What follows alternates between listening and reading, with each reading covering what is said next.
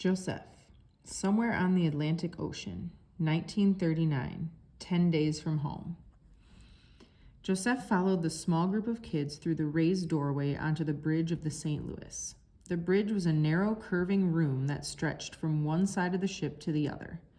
Bright sunlight streamed in through 24 windows, offering a panoramic view of the vast blue-green Atlantic and wispy white clouds.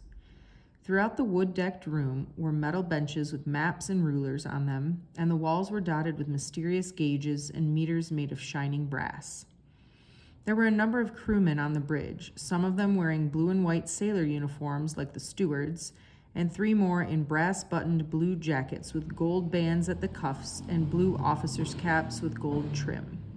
One of the regular sailors stood at a spoked steering wheel the size of a truck tire with handles sticking out all around it. It looked like the steering wheels Josef had seen in paintings of pirate ships, but this one was metal and connected to a big rectangular pedestal.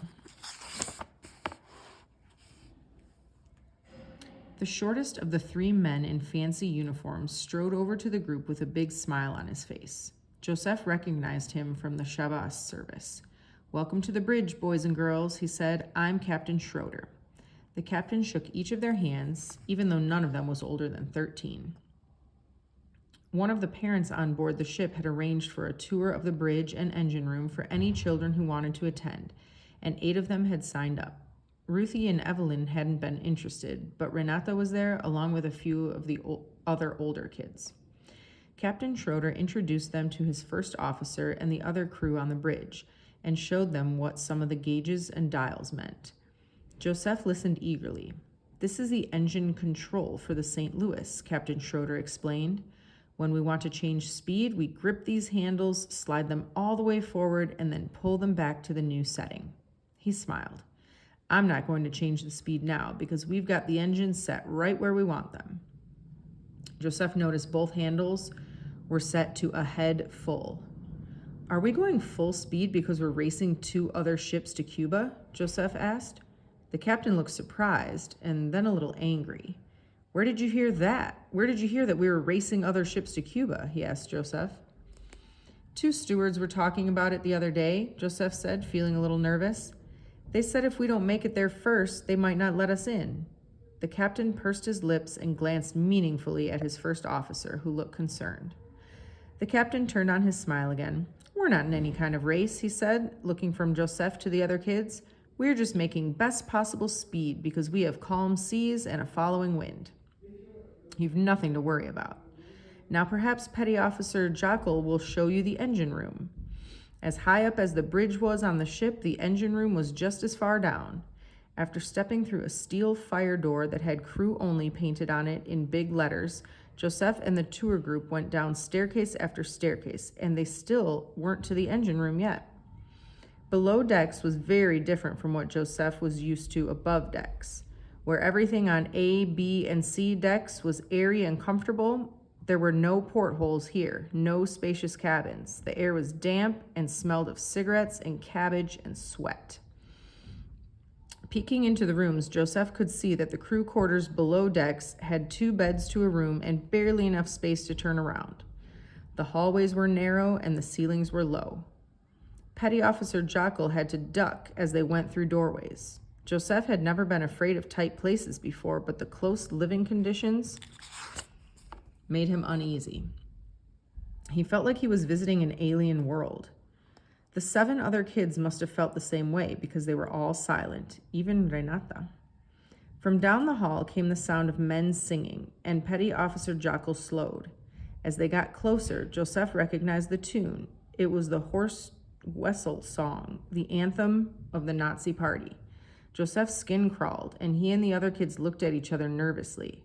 Josef had heard the Horst Wessel song hundreds of times in the weeks following his father's abduction. It had gone overnight from an obscure song the Nazis sang at rallies to the unofficial national anthem of Germany, and it was frightening.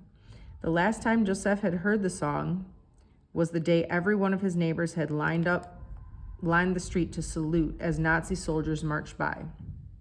Petty Officer Jokel tried to slip the children past the little common room where the crewmen were drinking and singing, but suddenly someone in the room called out, "Stop! Passengers aren't allowed down here. Jackal froze, and so did Josef.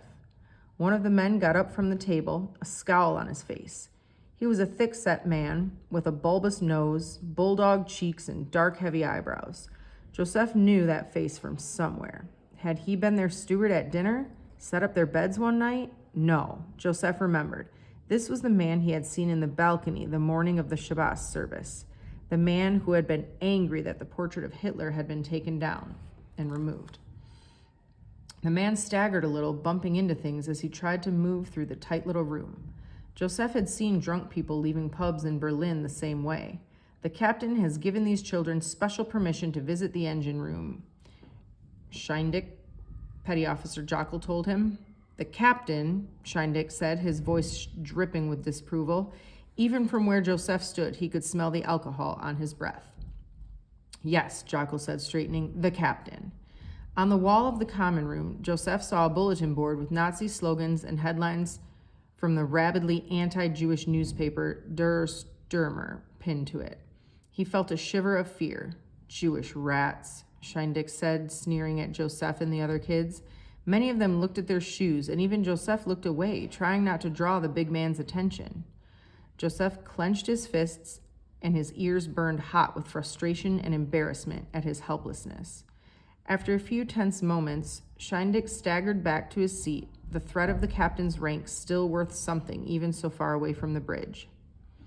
Petty Officer Jackal hurried the children along, and Scheindick and his friends broke into another Nazi song even louder than before. Josef heard them sing, "When Jewish blood flows from the knife, things will go much better," before Jackal ushered them down another flight of stairs. Josef's legs felt weak, and he clung to the railing. He thought they had escaped all of this on the St. Louis. But the hatred had followed them even here to the middle of the ocean. With its huge diesel engines and generators and dials and pumps and switches, the engine room should have been fascinating. But Josef had a hard time getting excited about it. None of the other children were excited either, not after what had happened with Scheindick. The tour ended solemnly, and Petty Officer Jackal returned them to the surface, being careful to take them back by a different route. It was a different world below decks, Josef thought, a world outside the magic little bubble he and the other Jews lived in above the decks on the MS St. Louis. Here, below decks, was the real world.